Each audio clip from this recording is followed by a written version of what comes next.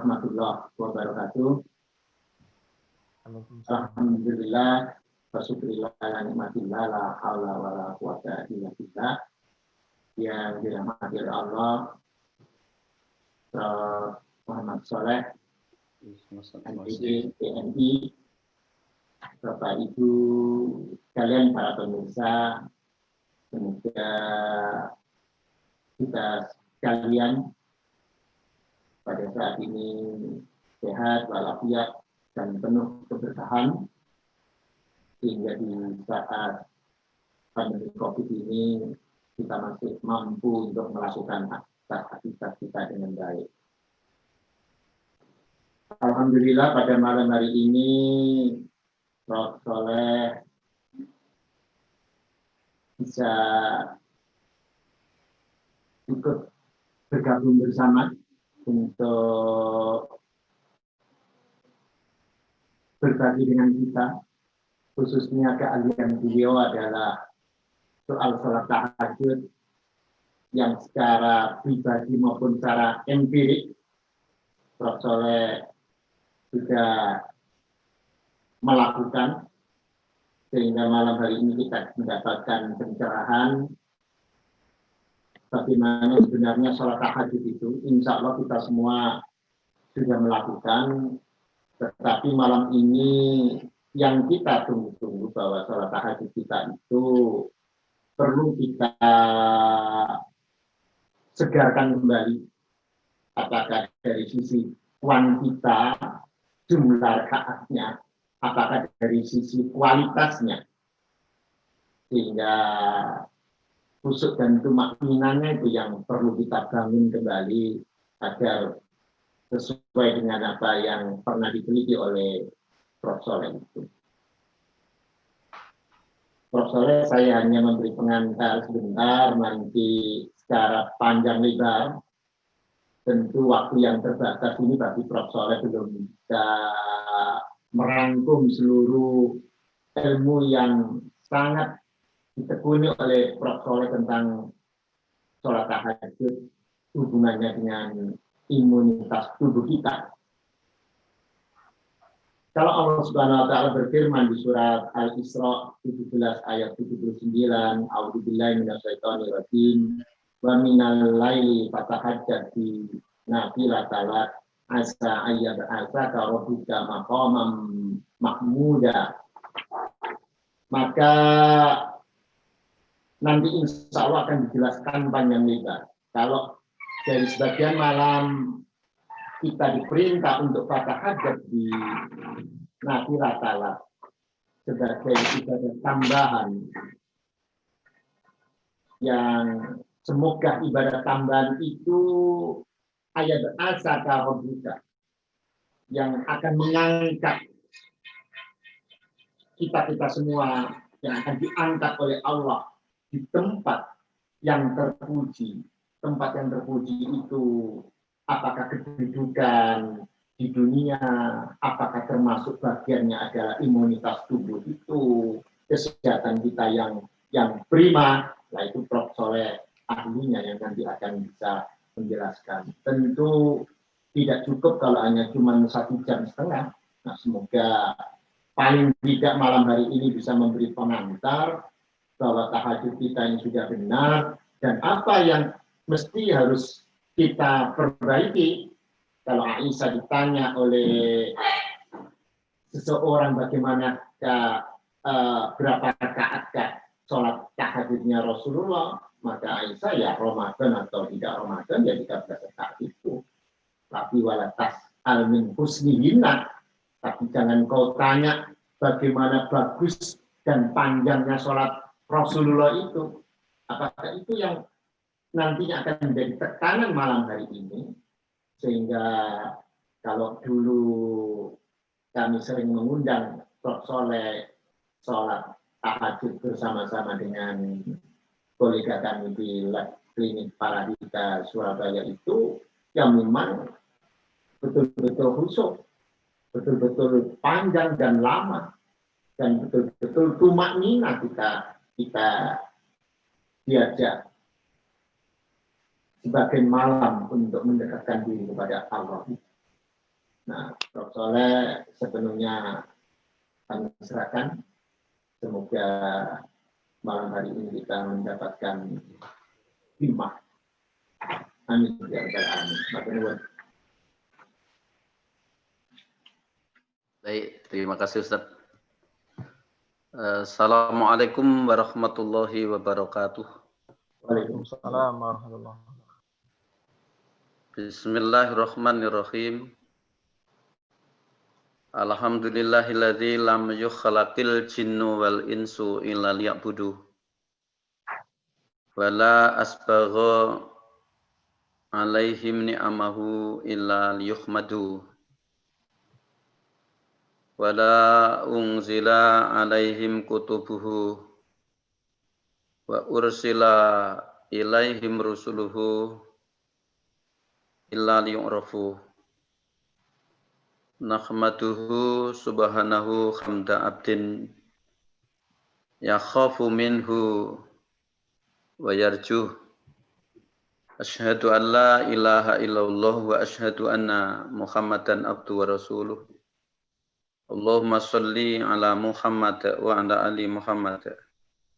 Kama shallaita ala Ibrahim wa ala ali Ibrahim fil alamin innaka Hamidum Majid. Amma ba'du, la haula wa la quwwata illa billahil aliyyil azim. Qala ta'ala fil kitabil karim. A'udzu billahi minasy syaithanir rajim. Bismillahirrahmanirrahim. Wa minal laili fatahajjat bihi nafilatan laka. Asa ayyab'atsaka rabbuka maqama mahmuda. Wa qur rabbi adkhilni mudkhala sidqin wa akhrijni mukhraja sidqin waj'al li min ladunka sultanan nasira. Yang dirahmati Allah, kepada Ustadz Dr. Muhammad Sultan MM, kepada Ustadz Direktur Sekolah Alam Ustadz Aziz, para ulama, para kiai, para ustadz ustazah yang malam ini ada takdir untuk bisa bergabung sharing dalam rangka untuk mengkaji tema yang diusung seperti yang disampaikan, sholat tahajud, pengaruhnya terhadap imunitas tubuh di era COVID-19 ini. Mudah-mudahan aktivitas yang malam ini kita jalankan mendatangkan pencerahan kepada kita semua, yang mengantarkan tambahnya kualitas kuantitas takarrub kita kepada Allah, dan kemudian bisa mempertahankan istiqomah menjadi ahli tahajud hingga sampai akhir hayat kita, husnul khotimah, dan mudah-mudahan nanti karena rahmatnya kita dimasukkan surganya. Amin ya rabbal alamin. Allahumma sholli ala Muhammad wa ala ali Muhammad. Jangan sampai lupa fadilahnya, keutamaannya. Kita aturkan pada junjungan kita Nabi besar Muhammad sallallahu alaihi wasallam.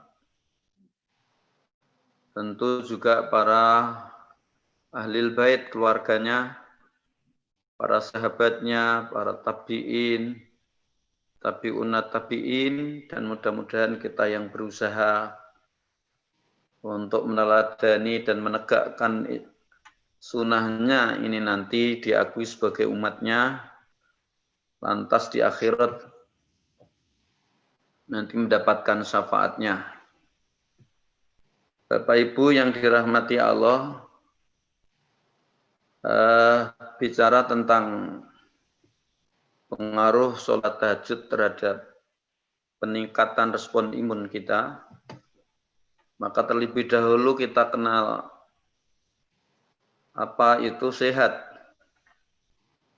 Kalau kita merujuk kepada konsep yang dikemukakan oleh WHO, kurang lebih secara umum bisa saya ringkaskan bahwa sehat itu adalah kondisi sejahtera, baik fisik, psikis, ekonomi, maupun sosial.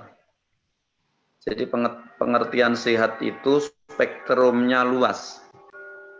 Seorang dikatakan sehat secara fisik manakala general check seluruh sistem dalam tubuhnya itu menunjukkan normal. Jadi kalau kita general check suatu misal dilihat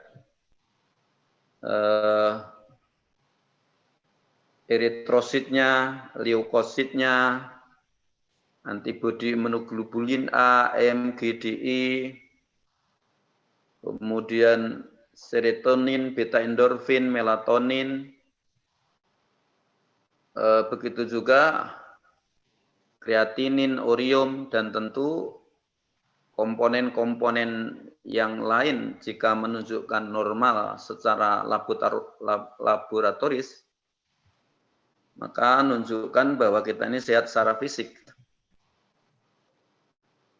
Sedangkan sehat secara psikis, setidak-tidaknya bisa disimpulkan psikis kita, jiwa kita ini sehat manakala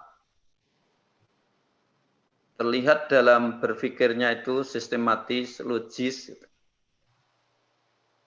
Yang kedua, bisa mengaktualisasikan rasa psikisnya. Kalau senang ya senyum, kalau susah sedih, kemudian menangis, meneteskan air mata. Dan yang tidak kalah pentingnya, yang ketiga, dikatakan jiwa kita sehat manakala mampu untuk menyukuri segala nikmat yang dikaruniakan oleh Sang Pencipta, Sang Penggenggam segala urusan kepada kita. Semua yang tak sebutkan tadi akan datangkan kebahagiaan.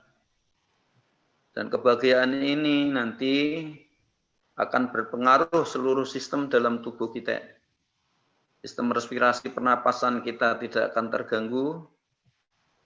Sistem jantung kardiovaskuler peredaran darah juga normal.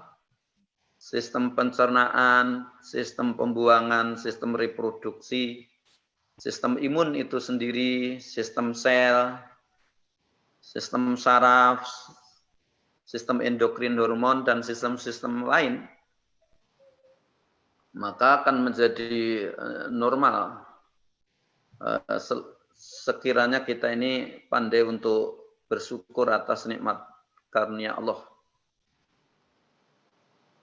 Seorang dikatakan sehat ekonominya manakala aktivitas yang dilakukan bisa mendatangkan secara finansial berupa uang yang bisa digunakan untuk membiayai hidup dan kehidupannya, istri, suami, anak, dan orang lain bisa ngambil manfaat dari finansial yang kita dapat oleh karena usaha kita tadi. Secara sosial seorang dikatakan sehat manakala dirinya bisa ambil bagian terhadap dinamika perkembangan kehidupan ini. Jadi tidak mengisolasi diri, tidak introvert juga tidak ekstrovert. Jadi makna spektrum sehat itu luas. Nah, dalam ilmu kedokteran itu ada ilmu yang namanya ilmu etiologi. Ilmu penyebaran suatu penyakit. Penyakit tersebar bisa melalui udara, minuman, makanan, sentuhan, udara, air liur. Ya, termasuk di dalamnya adalah COVID-19 ini. COVID-19 itu kan singkatan dari coronavirus disease. Penyakit yang disebabkan oleh karena wabah corona, terinfeksi oleh virus corona. Karena munculnya akhir tahun 2019, maka kemudian ada 19 itu tanda bahwa munculnya itu akhir tahun 2019. Tapi ketika saya belajar virologi saat di kedokteran S3 dulu, virus ini sudah ada sejak ribuan tahun yang lalu. Kemudian muncul kembali, diakui berawal dari kota kecil di Tiongkok, dari Wuhan. Kemudian bisa menyebar hampir 200 negara, semua terjangkit oleh wabah virus ini. Sebenarnya virus COVID ini tidak terlalu bahaya kayak seperti MERS, SARS itu. Tetapi menjadi jauh lebih bahaya manakala kemudian imunitas kita itu rendah. Jadi virus apapun yang masuk ke dalam tubuh kita ini tidak serta-merta berpotensi menjadi penyakit. Selagi imunitas kita ini baik, imunitas kita ini kuat. Karena sehat sakit seseorang di antara penyebabnya adalah lemahnya imunitas ini. Jadi walaupun toh suatu misal kita terinfeksi oleh virus, bakteri, mikroorganisme, ya termasuk virus corona ini ke dalam tubuh kita, jika imunitas kita baik itu, ya paling-paling kayak seperti flu. Seperti kena flu itu. Tapi jika imunitas kita rendah, maka bukan hanya gejalanya demam, batuk, kemudian sesak, tapi bisa jadi pneumonia, menginfeksi ke paru. Tapi kalau imunitas kita baik, insya Allah tidak akan mudah terinfeksi. Coba cermati aja, virus ini berkembang di kota-kota besar seperti Jakarta. Ya, sebagian kecil di Surabaya lah. Mengapa? Karena di kota-kota besar itu adalah tempat manusia, masyarakat yang stres, imunitasnya rendah. Karena stres tadi. Ya, kota-kota kecil seperti Kediri ini ya aman-aman saja kalau toh ada presentasinya rendah sekali. Dan coba dicermati ekstrim, umur yang bagi orang yang sudah umurnya sudah cukup tua dan anak-anak balita, anak-anak bayi itu, yang remaja, ya, yang imunitasnya bagus, nyaris seperti tidak pernah terdengar yang kena virus ini.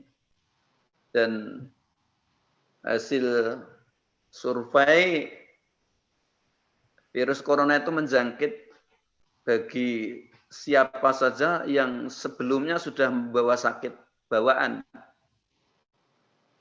Di antaranya ya diabetes, gagal ginjal, jantung, gangguan paru, sirosis, kanker hati, limfoma, kanker limpa, dan sebagainya. Tapi yang murni terinfeksi oleh corona nyaris kayak seperti tidak ada, meskipun itu perlu diteliti lebih jauh. Jadi saya kepingin untuk menyampaikan di sini betapa pentingnya imunitas ini. Kalau imunitas kita baik, insya Allah kita tidak akan mudah terinfeksi oleh virus apapun. Dan virus corona ini kan ada apa namanya ini pantangannya. Jadi kalau kita umat Islam yang sudah terbiasa setiap hari menjalankan sholat 5 waktu, tentu mandi, wudhu, apalagi biasakan untuk menggantungkan wudhu. Insya Allah akan terhindar dari corona ini.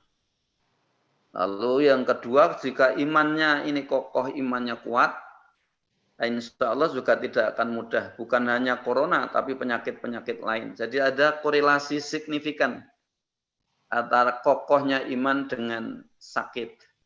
Karena orang yang beriman akan pandai mengambil coping mekanisme, mengambil hikmah dari beban masalah yang sedang dihadapi. Baik, jadi tubuh kita ini akan mudah terjangkit satu penyakit termasuk virus, manakala imunitas kita ini rendah.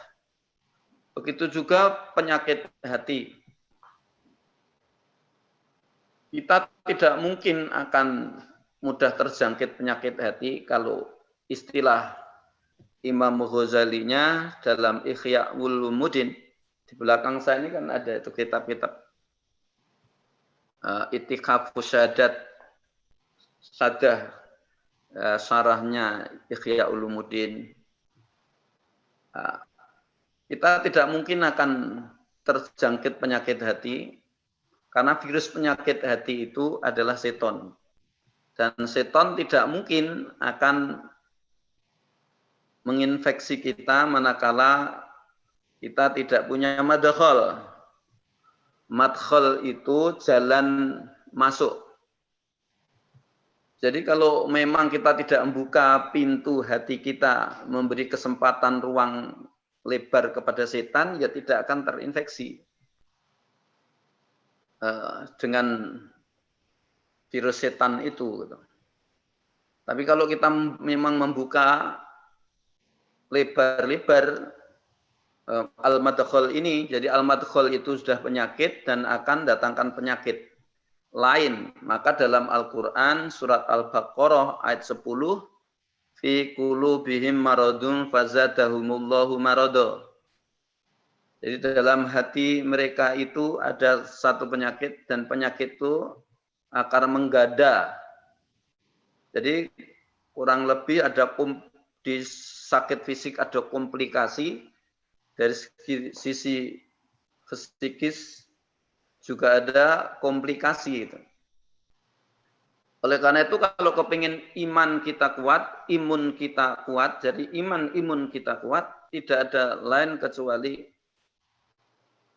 bagaimana agar imun kita ini kuat, ya jangan melawan qada Allah. Allah itu mempunyai dua qada. Jadi qada syar'i, ada qada takwini. Qada syar'i itu ketetapan syariat. Salat 5 waktu, puasa Ramadan, kemudian zakat, haji, umroh bagi yang puasa. Nah itu jangan dilawan. Kalau kita ngelawan untuk tidak menjalankan sholat, ada konsekuensi resiko yang harus ditanggung. Yang nanggung bukan kita saja, tapi yang nanggung bisa istri ini, bisa suami ini, bisa anak-anak ini. Kalau suatu misal anak kita ini sulit diatur, istri macam-macam, atau suaminya yang macam-macam, atau ekonomi lagi sulit, seret berbagai upaya ditempuh tetapi enggak membuahkan hasil, nah, pada suatu ketika coba kita muhasabah. Pernahkah kita ini melawan qada syar'i ini? Maka oleh karena itulah qada syar'i ini mesti harus dipesankan kepada keluarga, istri, suami, anak. Jangan sekali-kali meninggalkan sholat. Jangan sekali-kali tidak puasa Ramadan. Jangan sekali-kali tidak mengeluarkan zakat. Dan zakat tidak terhenti pada zakat fitrah, tapi ada zakat profesi, ada zakat zuru, pertanian, tijarah, perdagangan. Itu harus dikeluarkan. Jika tidak, konsekuensi risiko terlalu besar yang harus kita tanggung itu. Jangan jalani mau-limo itu. Jadi maling, madah termasuk dalamnya korup, maling, madat, main, minum, minuman keras. Ya. Nah, itu jangan dilawan. Dilawan artinya yang diperintah ditinggalkan, yang dilarang dijalani. Coba nanti dibuka dalam surat Saba. 2 abad sebelum lahirnya Nabi Isa, ada negeri yang loh jinawi kertora harjo dilimpahkan rahmat, berkah dan nikmat yang luar biasa berupa bendungan besar yang bisa ngaliri, sawah ladang seluas sepanjang perjalanan 10 hari dengan naik unta yang lari. Sehingga perkebunannya menghasilkan buah yang luar biasa. Seandainya saya di rumah ini mau ke tetangga, di atas kepala saya ada bakul, ada wakul, maka sebelum sampai ke tetangga saya sudah penuh buah-buahan. Lantas Allah menetapkan syariat sholato untuk untuk mensyukuri nikmat yang tak karuniakan. Tapi sayang penduduk Sabak itu pada melawan kodok tadi. Maka kemudian bendungan itu dijebol. Hingga banjir bandang yang semula negeri yang loh jinawi kertorajo menjadi negeri kering kerontrang. Yang semula negeri kaya menjadi negeri miskin. Itu contoh ketika kita ini melawan kodok syar'i. Lalu yang kedua ada kodok takwini. Allah itu menetapkan sunnah kauniyah, alam semesta ini. Api panas, jangan dipegang. Itu sunnah Allah, kalau dipegang ya panas.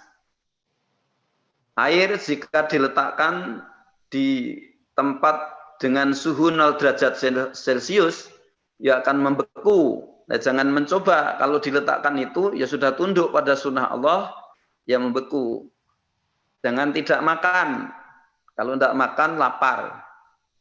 Jangan tidak minum. Kalau tidak minum, haus dan akan bisa dehidrasi, kekurangan cairan. Jangan tidak olahraga. Kalau tidak olahraga, sakit-sakitan. Jangan tidak istirahat, mengeksploitasi tubuh. Kalau enggak, ya capek.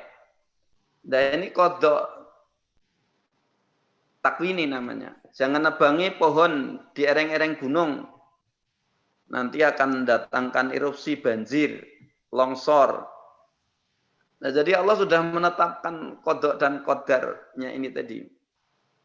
Nah, begitu juga jangan sampai kalian kita itu membuka madkhal tadi.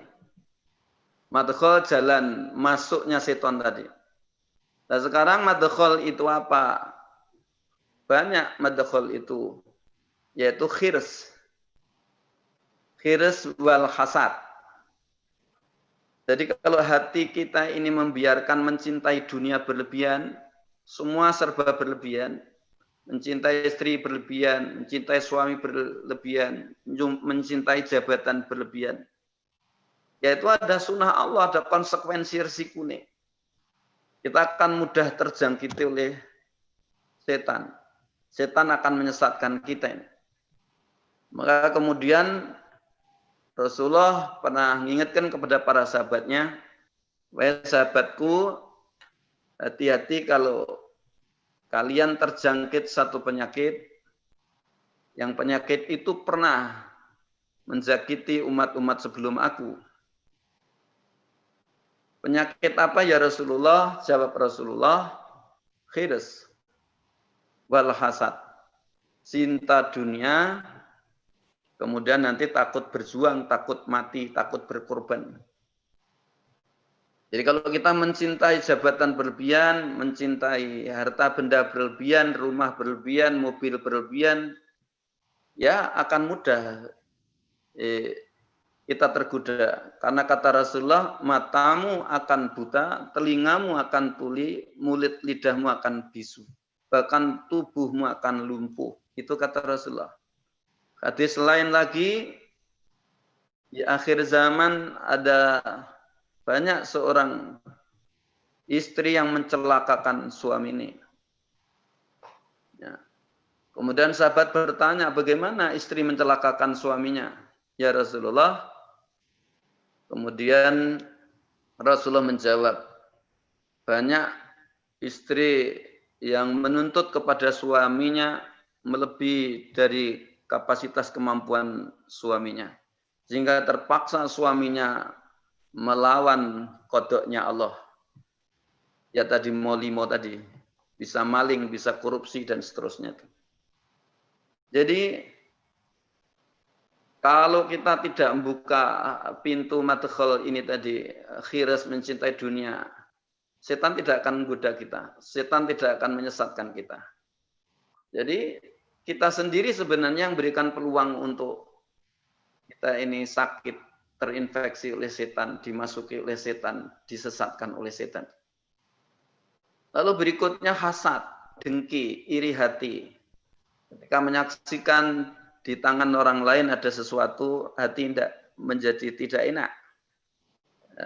Hati menjadi tidak nyaman.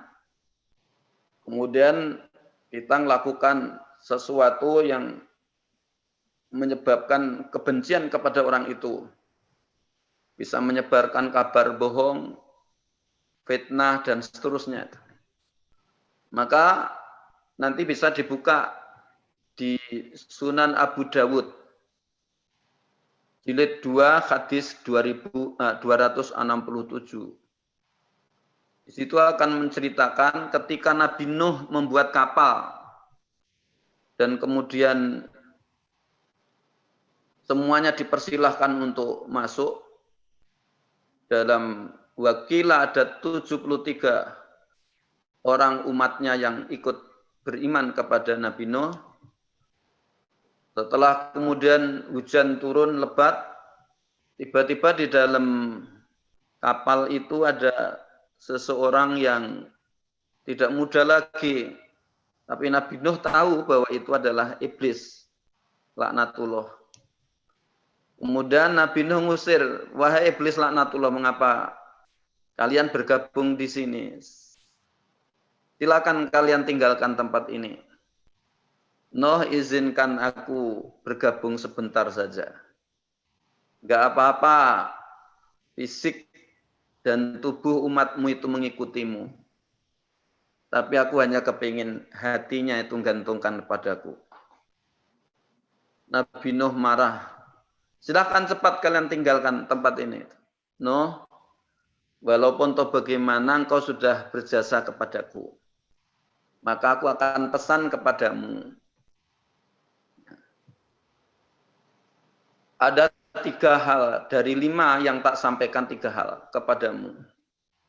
Tiba-tiba ada wahyu yang menyampaikan pada Nabi Nuh, wahai Nuh, jangan mau kalian diceritakan yang 3 hal oleh iblis laknatullah. Tapi minta yang 2 itu. Akhirnya Nabi Nuh minta, aku tidak mau kalian ceritakan yang 3.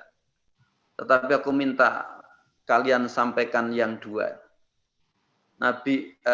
Iblis laknatullah mengatakan, wahai Nuh, kalau umatmu kepingin selamat dari aku, maka hilangkan dari hatinya itu sifat khirs dan hasad.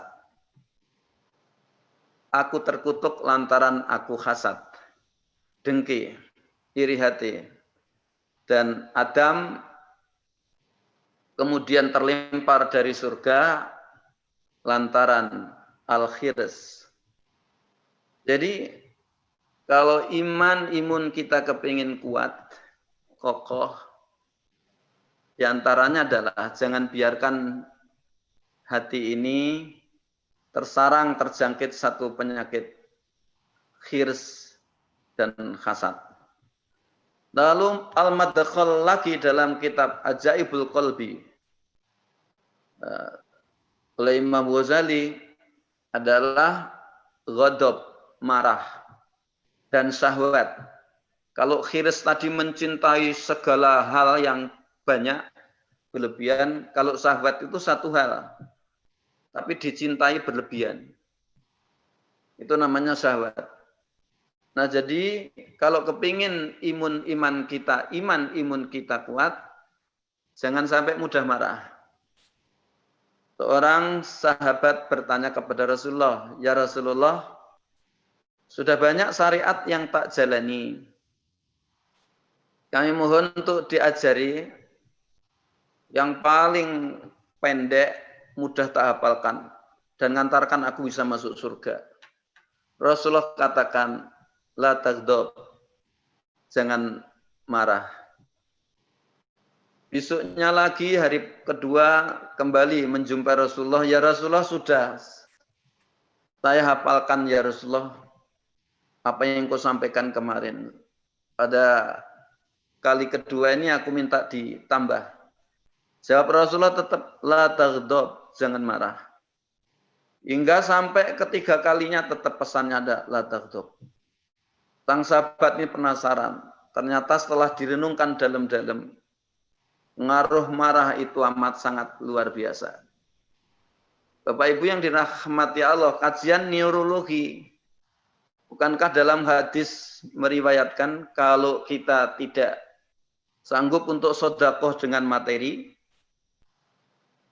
senyum kita saat ketika ketemu sama sahabat teman, itu sudah dinilai sedekah. Ya. Wa tabassamuka biwajhi akhika ya sedekah. Jadi senyummu ketika berhadapan dengan saudaramu itu sedekah.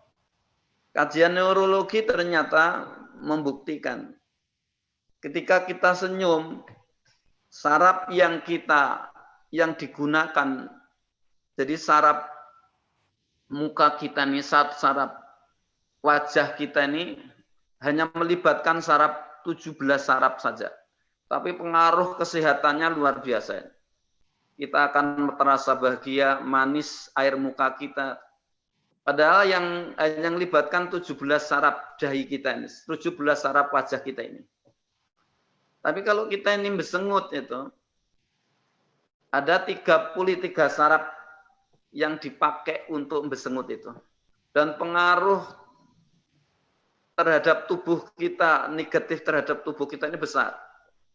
Kalau hanya mengenyitkan dahi, itu ada 40 saraf yang dilibatkan. Tapi kalau marah, itu ada 63 saraf yang terlibat, dipakai ketika kita marah. Oleh karena itu jangan heran kalau orang pemarah usianya jauh lebih tua daripada usia kronologis. Jadi Islam itu ada luar biasa itu, ijazul ilmi. Ya, ada kemujizatan sains dari hadis-hadis Rasulullah, diantaranya tak sampaikan itu tadi.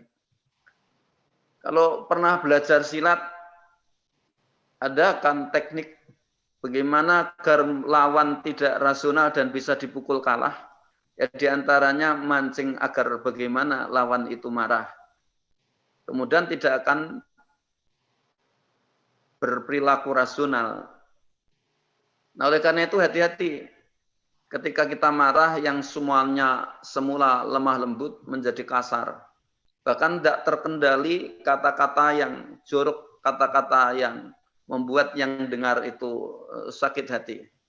Jadi energi yang dilepas ketika kita marah ini bahaya. Bukan membahayakan diri kita, tetapi juga membahayakan orang lain. Maka kalau kepingin kita ini tidak terinfeksi oleh setan, ya jangan marah. Kendalikan untuk bisa jadi pemarah. Jadi seharusnya pemaaf. Kalau bahasa saya belum dikatakan orang soleh, kalau tidak pemaaf dan belum sanggup untuk membalas keburukan dengan kebaikan. Kita diperlakukan buruk, tapi membalasnya adalah kebaikan. Kalau diperlakukan buruk aja membalasnya kebaikan, apalagi kalau diperlakukan baik, sudah barang tentu. Ternyata ini ada rahasia yang luar biasa untuk mengantarkan tubuh kita ini menjadi sehat dan imunitas kita itu, iman dan imun kita imunitas kita menjadi baik. Jadi Bapak Ibu yang dirahmati Allah. Nah sekarang bagaimana agar kita tidak menjadi pemarah? Sebenarnya Rasulullah memberikan teknik-teknik secara umum. Apa? Buka surat Al-Baqarah ayat 60. Ayat 45.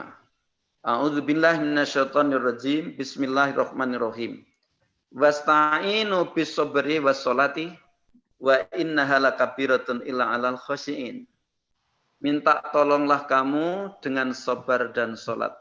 Sungguh tidak mungkin akan bisa sabar dan jalankan salat kecuali hamba yang khusyuk. Kecuali mereka yang khusyuk. Jadi surat Al-Baqarah ayat 45 ini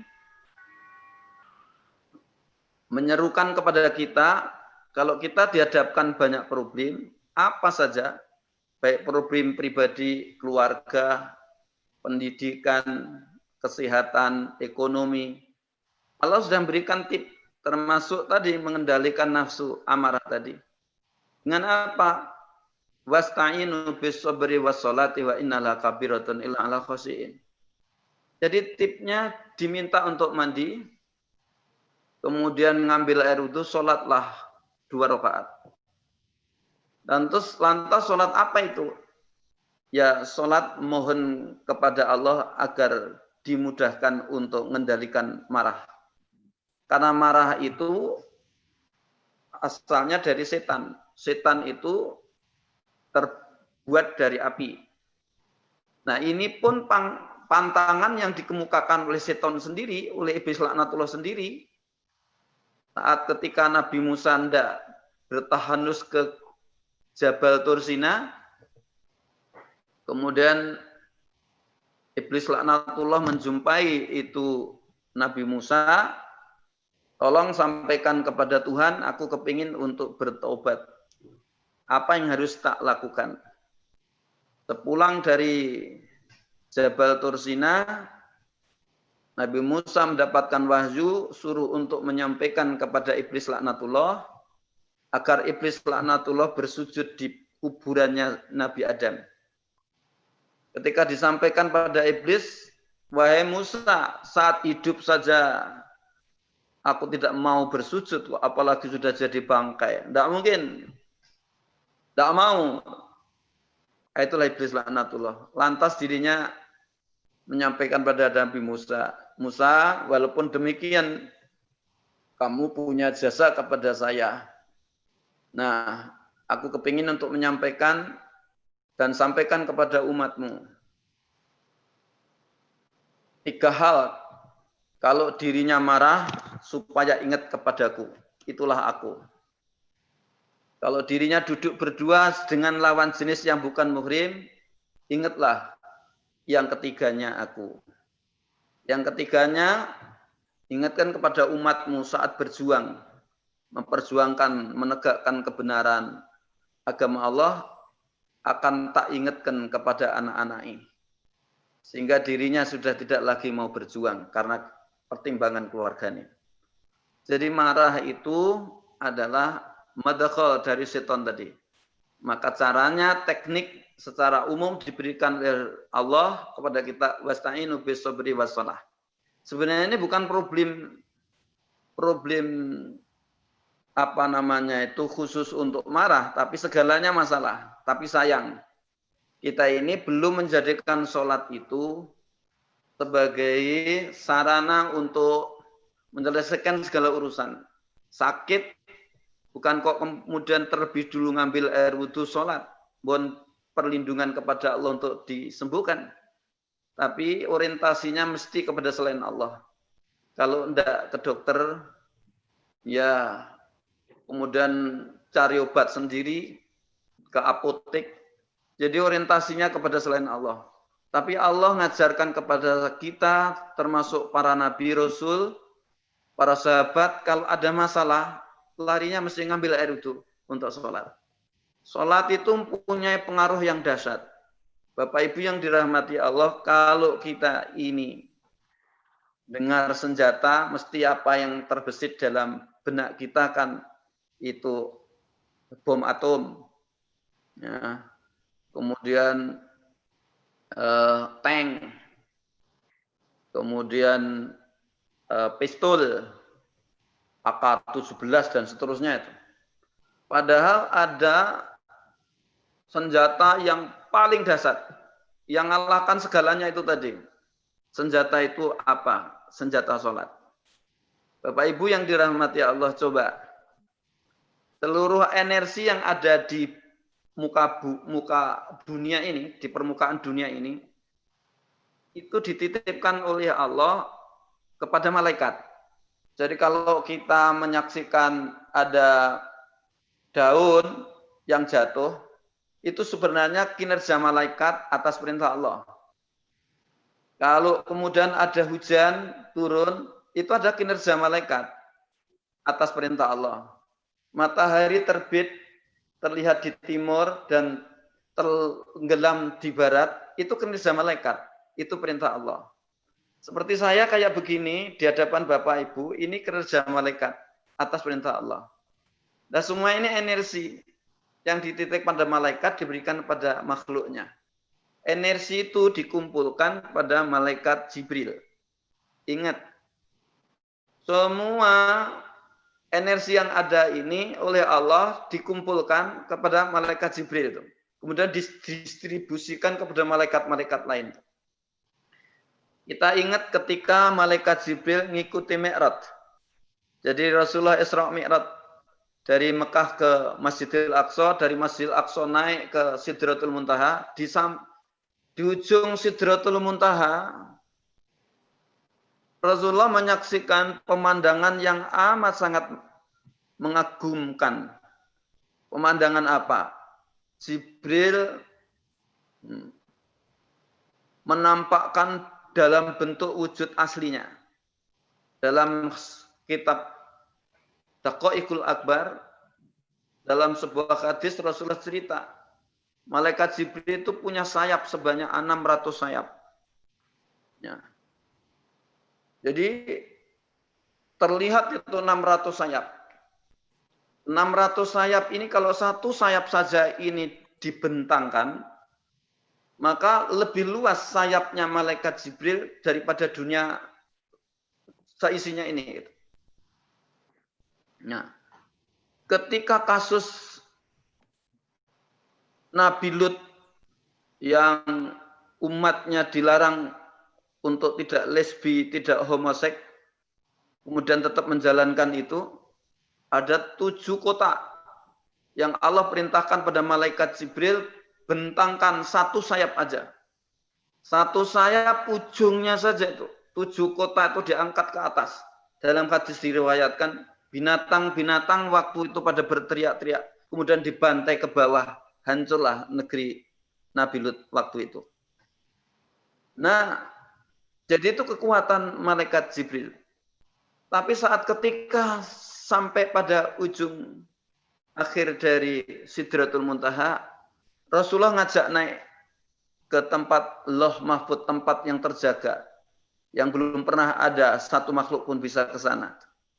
Malaikat Jibril katakan, aku hanya sampai di sini, tidak mungkin.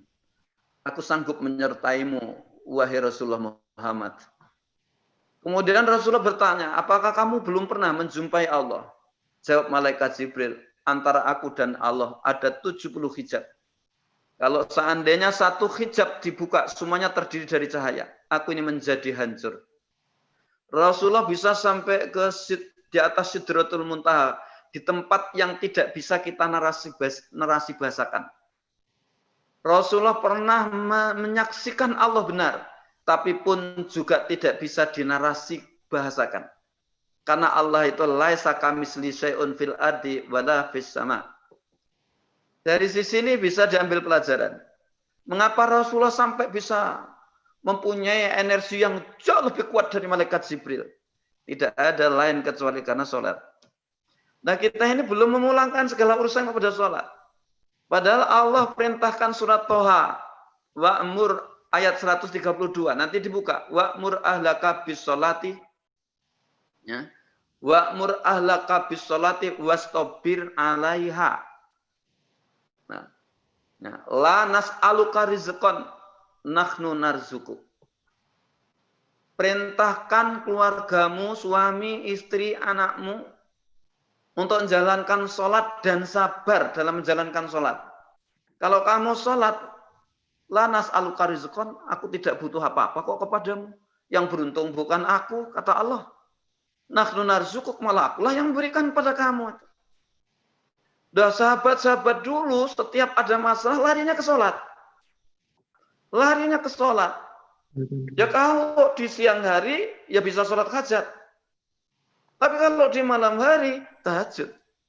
Nah inilah kemudian yang sering diabaikan. Banyak bertebaran ayat-ayat yang berkaitan dengan tahajud. Tahajud itu artinya kan bangun tidur. Sholat yang dilakukan setelah tidur. Apa mesti harus tidur dulu? Tidak. Tapi jauh lebih baik tidur dulu. Karena dengan tidur dulu itu ada jeda. Sistem dalam tubuh kita ini kan ada circadian rhythm. Khususnya hormon kortisol yang dilepas oleh anak ginjal. Letaknya di korteks adrenal. Saat ketika kita tidak pernah istirahat dan melakukan aktivitas, maka korteks adrenal itu melepaskan, mensekresi cairan kimia tubuh yang dikenal di kedokteran istilah kortisol. Nah, kortisol itu jika dilepas oleh tubuh melampaui batas toleransi tubuh, ya, tidak normal, akan datangkan berbagai macam gangguan dalam baik secara fisik maupun secara psikis. Kalau kortisol naik melampaui batas toleransi tubuh di batas normal, maka akan merangsang medula, dalamnya melepaskan adrenalin. Dari sini sudah terlihat perilaku kita ini. Ada perubahan dalam perilaku kita. Mudah marah, persoalan kecil menjadi besar, hidup terasa tidak nyaman, tidak enak, cemburuan, dalam hati kemerungsung, tetapi tidak pernah akan tahu dari mana ini asalnya. Jadi, jika kortisol ini dilepas oleh tubuh melampaui batas toleransi tubuh, dan nanti mendatangkan adrenalin. Kalau sudah demikian, ngamuk-ngamuk sudah kalau sudah pakai adrenalin. Barang-barang di sekitarnya dipecahi, dilempar. Kalau kita dalam keadaan kayak seperti itu, sebenarnya ada didahului oleh perubahan sistem hormonal endokrin tadi, kortisol, adrenalin, itu yang menyebabkan kita berperilaku demikian. Maka perilaku seorang itu tidak lebih dari kinerja saraf yang dikendalikan oleh hormon. Senyum juga hormon, marah juga hormon, bisa tidur juga hormon, tidak bisa tidur insomnia juga hormon. Ya. Kalau kortisol naik, adrenalin naik, menyebabkan arteri jantung bervasokontraksi cepat. Tekanan darah akan naik. Maka kemudian hipertensi. Kalau kita hipertensi minum obat tensi, tensi turun, gula darah naik.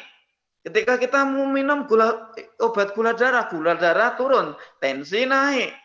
Kalau keduanya diminum, orium, kreatinin naik, menunjukkan ada gejala-gejala sudah disfungsi ginjal.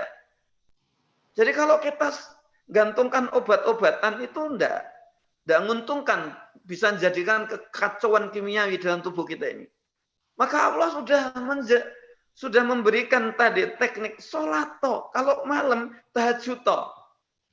Kalau ini tak rentang panjang, termasuk mengapa apa kaitannya dengan kanker, ya, apa kaitannya dengan stroke, apa kaitannya dengan sirosis kanker hati, apa kaitannya dengan gagal ginjal. Tapi ruangan waktunya kan terbatas, tidak mungkin. Seharusnya ini berseri itu. Tapi saya kepingin untuk menyampaikan circadian rhythm kortisol itu. Kalau jam 12 malam itu sudah mulai naik. Naik, hingga maksimalnya jam 10, jam 11. Maka Rasulullah katakan setelah sholat subuh, jangan sekali-kali tidur. Mengapa? Secara medis, endokrinologi, saat itu kortisol sedang mulai naik, seharusnya dimanfaatkan untuk melakukan aktivitas. Jika tidak akan datangkan macam-macam gangguan. Ya, bisa asam lambung naik, ya, bisa pusing-pusing, dan seterusnya. Nah, ketika nanti jam 12 siang itu mulai turun lagi.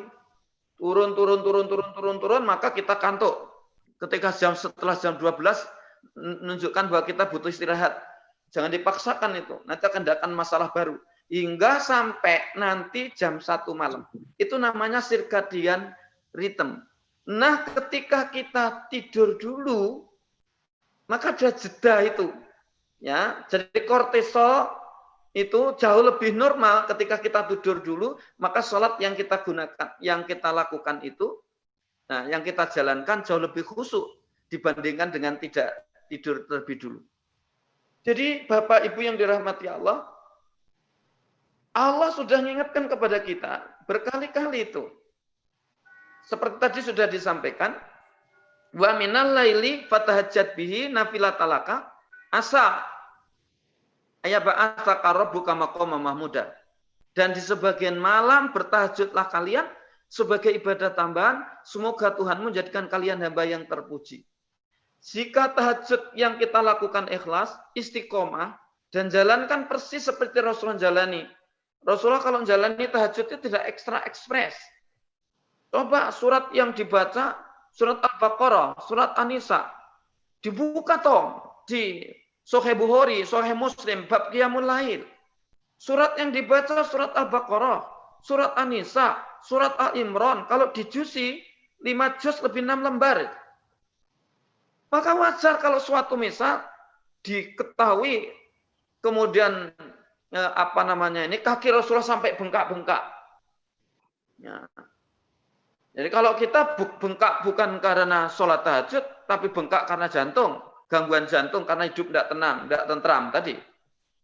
Jadi Bapak Ibu yang dirahmati Allah, saudara-saudara yang dirahmati Allah, Allah sudah menyediakan.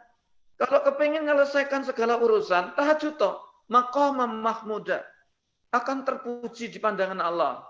Tetapi ingat, bukan kok berarti setelah tahajud jadi wali kota, jadi bupati, jadi anggota dewan, tidak demikian. Itu persoalan kecil di mata Allah. Kalau saya memberikan makna maqama mahmuda, kita diposisikan sebagai kekasih Allah. Mengapa jadi kekasih Allah? Ada hadis kudusi. Tidak ada hambaku yang mendekatiku dengan ibadah wajib yang aku sukai. Tidak ada hambaku yang mendekatiku dengan ibadah sunat yang aku sukai. Kalau hambaku sudah gemar untuk melakukan yang wajib dan yang sunat karena mencintai aku, kata Allah dalam hadis qudsi, maka aku akan mencintainya. Kalau aku sudah mencintainya, mataku matamu, telingaku telingamu, kakiku kakimu. Kalau kalian berjalan, kakiku yang kalian gunakan untuk berjalan. Kalau kamu memegang, tanganku yang kalian gunakan untuk memegang. Kalau kamu berpikir, otakku yang kalian gunakan untuk berpikir. Antara aku dan kamu artinya sudah tidak ada sekat. Coba. Semua sifat Allah dilimpahkan kepada kita. Ya. Kalau kamu dosa tak ampuni, minta tak beri, doa tak kabulkan, sakit tak sembuhkan, miskin sempit rezeki tak kayakan, tak lapangkan, susah sedih tak bahagiakan, bodoh tak pintarkan, dan tak beri ilmu laduni, yang itu hanya tak beri kepada kekasihku. Ya. Langit dan bumi tak jadikan sumber rezekimu, malaikat tak perintahkan untuk menjagamu. Hidupmu berkah. Enggak ada satu detik pun waktu yang sia-sia. Semua padat makna. Orang itu selalu dicari orang. Kalau orang dicari orang, yang datang nangis bisa tersenyum, yang miskin bisa terbantu, yang bodoh bisa terpintar, yang sakit bisa sembuh. Jadi banyak dicari orang. Karena kesolehannya tadi itu. Jadi itu diantara manfaat tahajud. Bahkan diteruskan, hati-hati. Jangan memusuhi hambaku yang kayak begitu itu. Mungkin hambaku yang seperti tadi ketika kalian fitnah tidak balas. Karena dirinya keburukan dibalas dengan kebaikan.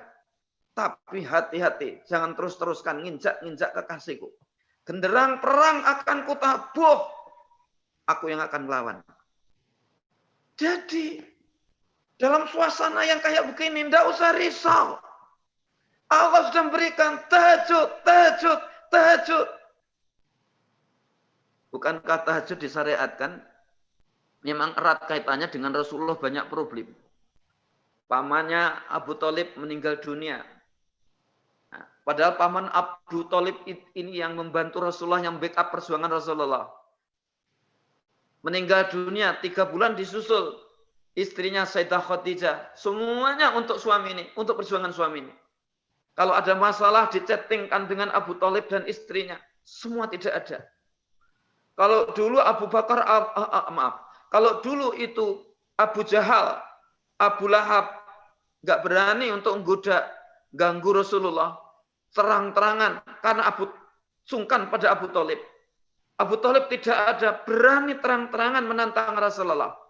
Bahkan mengumpulkan para kabilah kafir Quraisy di satu gedung namanya Darun Nadwah. Agenda satu aja, agendanya tunggal satu saja. Konsensus bagaimana menghentikan dakwah Muhammad. Maka disepakati Muhammad harus dibunuh. Sampai ke telinga Rasulullah. Rasulullah mendengar ini, mau dicetengkan pada paman sudah tidak ada, istri sudah tidak ada. Sementara Allah belum memberikan petunjuk apa yang harus dilakukan untuk menghadapi Abu Lahab, Abu Jahal. Maka Rasulullah bukankah manusia? Walaupun toh manusia biasa. Tapi kan Rasulullah ada dari kodok fisik, biologi. Maka juga tunduk kalau ada masalah, kemudian belum ada solusi. Maka tubuh ini memberikan alarm, peringatan. Apa? Tenggorokan bisa kering. Nafsu makan terganggu. Enggak gangguan tidur, pusing-pusing, asam lambung naik. Lah Rasulullah itu gangguan suhu tubuh, panas dingin, maka Rasulullah tidur di malam hari itu. Diselimuti kakinya, karena kakinya itu masih terlihat dengan jubahnya. Jibril datang, turunlah surat Al-Muzammil itu. Ya ayyuhal muzammil, wahai orang yang berselimut. Wahai orang yang diselimuti banyak masalah, hai orang yang stres. Qumil laila qalila, bangunlah, bangunlah, bangunlah. Bangunlah, ngambil air wudhu, kemudian sholatlah. Meskipun hanya 2 rakaat tambah 1 rakaat. Yang sekarang dikenal dengan sholat tahajud. Kapan waktunya? Nisfahu awingkus minhu qalila auzid alaihi waratil qur'ana tartila. 2/3 malam. Kalian tambah atau kalian kurangi sedikit. Tergantung pada subuhnya. Kalau subuhnya sekarang jam 3:30, sekitar jam 1:30, jam 2 bisa ditambah sedikit, bisa dikurangi sedikit. Tapi rentang waktu tahajud itu jam 12 sampai pagi. Berapa rakaat saya kaji? Dalam kitab-kitab sahih, bukan hanya kutubus sitah, tapi kutubut tis'ah. 9 hadis sahih tak kaji semua. Tak dapat satu informasi kepastian Rasulullah itu sholat tahajudnya berapa. Kadang Rasulullah 3 rakaat sekaligus witirnya. Tapi jangan pernah mempermasalahkan baiknya sholat tahajud Rasulullah. Seperti yang disampaikan oleh Ustadz Sultan tadi. Kadang 5 rakaat sekaligus witirnya. Kadang 7 rakaat sekaligus witirnya. Kadang 9 rakaat sekaligus witirnya. Kadang 11 rakaat sekaligus witirnya. Jadi tidak ada kepastian tuh. Ya. Ayat apa yang dibaca? Enggak ada kepastian. Kadang Rasulullah membaca surat ini tadi. Surat Al-Baqarah, surat An-Nisa, surat Al-Imran. Lain waktu juga tidak itu yang dibaca. Ya. Jadi bervariasi. Enggak ada kepastian. Yang penting rentang antara tadi. Kalau saya bukan persoalan kuantitasnya, tapi kualitas nyambungnya, khusyuknya. Bagaimana sholat yang kita lakukan ngantarkan kepada kita tanha anil fakhsai wal munkar. Mulut lidah kita terjaga, tidak maksiat, mata tak maksiat, telinga tidak maksiat, kaki tidak maksiat, tangan tidak maksiat. Tentu diawali dari hati tidak maksiat. Jadi kalau bapak ibu doa tidak pernah dijawab oleh Allah, coba bermuhasabah. Bagaimana panjatan narasi bahasa doa yang dikeluarkan di lesannya, itu juga lesan yang digunakan untuk menyakiti sesama. Lesan untuk digunakan untuk mendustai sesama. Lesannya digunakan untuk membohongi sesama. Bagaimana dikabulkan? Bagaimana dikabulkan? Sementara perutnya diisi dengan yang haram. Kata Ja'far As-Shadiq cicit Rasulullah, sekiranya hamba umat manusia ini terpelihara dari maksiat dan makan dari yang haram dan syubhat, sudah malaikat tanpa minta oleh Allah sudah dikasih, diberi jalan solusinya. Itulah manusia takwa. Wa may yattaqillaha yaj'al lahu makhraja wa yarzuqhu min haitsu la yahtasib wa may yatawakkal 'alaihi fa huwa hasbuh. Tapi kalau doanya tidak terkabul, masih didengar, yang disalahkan Allah. Dan kalau sudah sholat tahajud, sholat duha, puasa Senin, Kamis, puasa Daud, sering kita maksa Allah. Seakan-akan kita sudah punya tiket, punya otoritas untuk memaksa Allah. Seharusnya Allah memberikanlah apa yang tak minta. Itu. Jadi, kalau kepingin tahajudnya, imunnya kuat, itu dilakukan dengan istiqamah, khusyuk, seperti Rasulullah. Hasil penelitian saya dan lab yang analisis tentang hasil penelitian saya tahun 2000 itu 99, 98, 99, saya selesai di S3 3000, itu di Pramita nih, gini Pak Sultan ini. Masih kantor yang lama itu. Dan alhamdulillah ya, ini sudah dicetak di Malaysia. Sudah cetak Malaysia, dia banyak buku ya sudah. Ini. Alhamdulillah, Allahu Akbar, Masya Allah, buku-buku ini. Saya cari nanti di Gramedia itu. Jadi hasil penelitian saya memang ada kaitannya dengan imunitas. Apa? Makrofag terproduksi, eosinofil, basofil, monosit, sel kili lebih dari 75%. Sebelum sholat tahajud, tak ambil darahnya. Ya. Kemudian setelah sholat tahajud 1 bulan, tak ambil darahnya lagi. Setelah sholat tahajud 2 bulan, tak ambil darahnya lagi. Kemudian variabel imunitas dan imunite tadi. Ya. Jadi sel makrofag, eosinofil, basofil, monosit, sel killer, nature killer, antibodi imunoglobulin A, MGDE, hormon kortisol turun. Disimpulkan bahwa tahajud menyembuhkan berbagai macam penyakit, diantaranya kanker, tumor, dan infeksi. Virus itu tidak bisa diobati dengan antibiotik. Ya. Jadi mesti bisa hilangnya virus dalam tubuh kita kalau imunitas baik, utamanya antibodi imunoglobulin A, MGD, E, itu nanti makrofag yang makan, basofil yang makan. Jadi mereka yang terkena pasti dipastikan imunnya rendah. Maka mengapa mereka yang sebelumnya kena diabetes? Karena orang kena diabetes, antibodi imunoglobulin A, MGD-nya itu tidak tersintesis. Maka kemudian dia lemah. Gitu. Begitu saja penyakit-penyakit lain. Maka dari sinilah kemudian aku yakin, dari normatifnya ayat Al-Quran, hadisnya jelas, saya sendiri jalani segala persoalan, alhamdulillah, terselesaikan saya ini. Allahu Akbar, Masya Allah. Ekonomi beres. Kalau dengan dokter spesialis, alhamdulillah lah, masih melendingan saya. Rumah saya 7. Sawah ladang saya luas. Ini bukan pamer, terserah jenengan mengatakan pamer. Ada kaitan dengan tahajud tuh. Mobil saya banyak, Allahu Akbar, Masya Allah. Mengapa? Dengan tahajud saya diundang. Undang saya sehari semalam 25 juta, 30 juta. Ya, bukan korupsi. Yang kanker kulitnya, Bro. Dan kanker kulit saya ini kan sudah sejak 8296.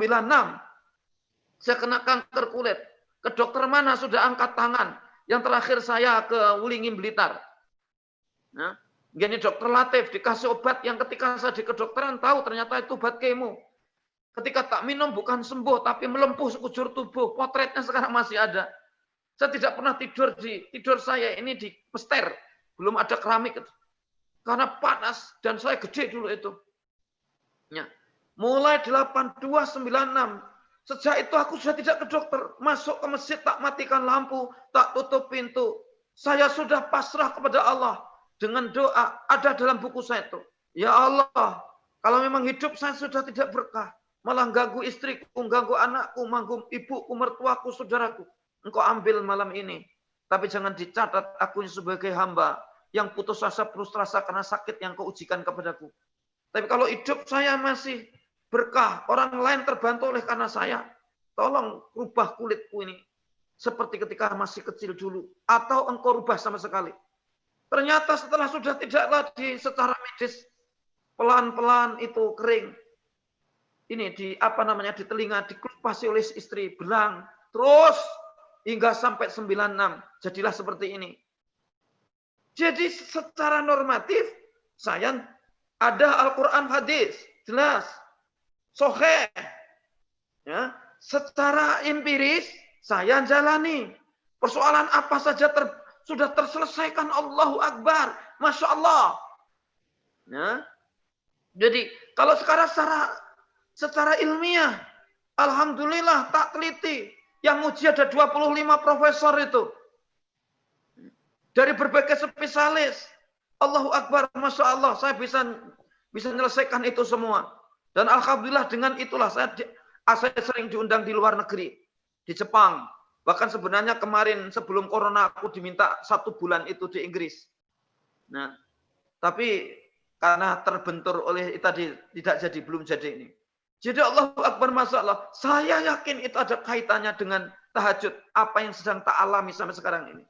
Maka itulah kemudian aku yakin, seyakin-yakinnya, mungkin pada suatu saat tolong, kalau kepingin untuk membuktikan, datang ke klinik saya, namanya klinik Avicenna. Nanti akan tahu bagaimana awal masuk si pasien itu, macam-macam penyakit. Nanti kemudian 1 minggu di sini terus bagaimana. Saya tidak tahu ini masih ada waktu atau tidak. Oke, Prof, sedikit untuk tanya jawab, kemungkinan melihat bahasan ini luar biasa, insya Allah kapan lagi untuk disambung lagi gitu. Insya Allah Ustaz, mudah-mudahan Allah masih berkahi dan panjang umur dan kita masih ada kesempatan itu, ya, itu. Jadi karena tidak mungkin itu tadi akan sebenarnya bicara tentang kortisol aja dari sisi ikhlas belum. Ya, saya kira ini waktunya sudah hampir nyaris habis. Kira-kira siapa yang mau ngerespon, mau bertanya, kalau bisa ya tak jawab. Ya kalau tidak bisa ya lain waktu akan bisa tak jawab, insya Allah.